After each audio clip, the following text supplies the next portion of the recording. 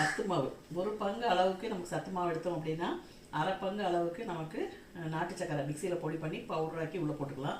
அடுத்தது தேவையான அளவுக்கு 1/4 பங்கு வந்து நமக்கு நெய் தேவைப்படும். நெய்யை வந்து உருக்கி வச்சுருக்கிறேன். நெய்யை வந்து கொஞ்சம் கொஞ்சமாக ஊற்றி நம்ம வந்து மிக்ஸ் பண்ணிக்கலாம்.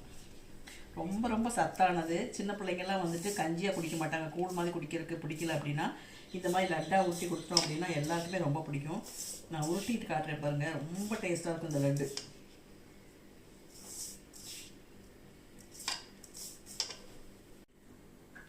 இந்த மாதிரி சின்ன சின்ன உருண்டையாக உருட்டி வச்சிட்டோம் அப்படின்னா நமக்கு கெட்டே போகாது. இது தீர வரைக்கும் நமக்கு கெடாது. ஏன்னா இதில் கெடுறக்கு எதுவுமே இல்லை. இது வந்து நம்ம வீட்டில் ரெடி பண்ணுற சத்து மாவு. நம்ம வந்து ரெஜிஸ் கிச்சன் மசாலாவோட சத்து மாவு. லேசாக கையில் எண்ணெயை தடவிட்டு நம்ம உருட்டினோம் அப்படின்னா நல்ல ஷேப் கரெக்டாக வரும். இந்த மாதிரி சின்ன பிள்ளைங்களுக்கு கொடுக்கலாம். ரொம்ப ரொம்ப